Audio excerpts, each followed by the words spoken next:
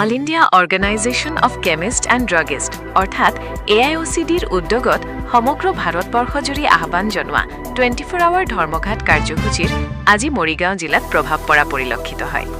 কেন্দ্ৰীয় সংগঠনটোৱে সমগ্ৰ দেশতে সকলো ধৰণৰ ফাৰ্মাচী আৰু ঔষধ ডিষ্ট্ৰিবিউটৰ প্ৰতিষ্ঠান সম্পূৰ্ণ বন্ধ আহ্বান জনায়।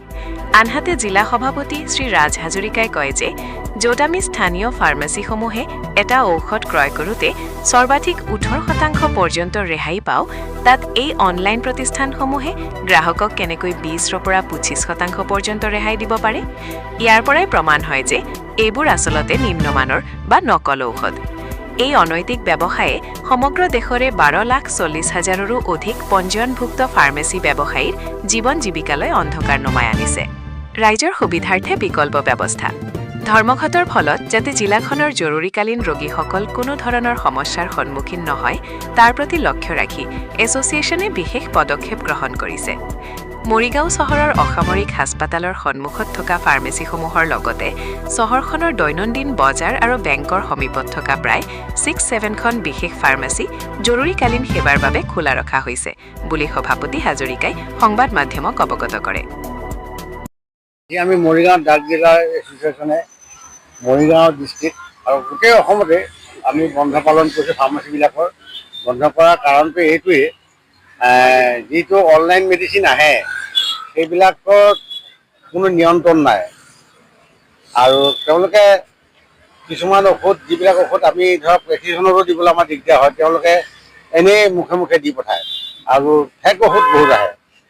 সেইবিলাকৰ পৰা আমাৰ ৰাইজৰ বহুত অসুবিধা চিন্তা কৰি অল ইণ্ডিয়া বেচিছত গোটেই অল ইণ্ডিয়াতে আমাৰ 12,40,000 আমাৰ মেম্বাৰ আছে। সেই মেম্বাৰখিনি আজি গোটেই বন্ধ ঘোষণা কৰিছে আমাৰ IOCD পৰা। সেই মৰ্মে আমিও মৰিগাঁৱত আমাৰ চাবজা আমাৰ অসমৰ যিটো সংগঠন IOCD এফিলিয়েশ্যন তেওঁলোকৰ হেৰিত আমি মৰিগাঁও ডিষ্ট্ৰিক্টত বন্ধ পালন কৰিছোঁ, গোটেই মৰিগাঁও ডিষ্ট্ৰিক্টতে।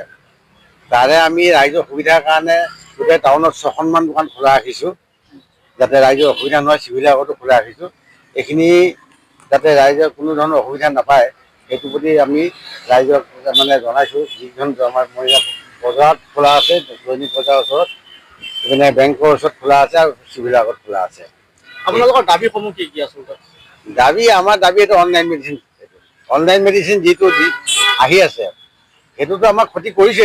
আমাক ড'ৰ ডেলিভাৰী দিয়েগৈ আৰু 20%, 25% তেওঁলোকৰ ডিছকাউণ্ট দিয়ে, কিন্তু আমি মেডিচিন বেছি নাপাওঁ 18%।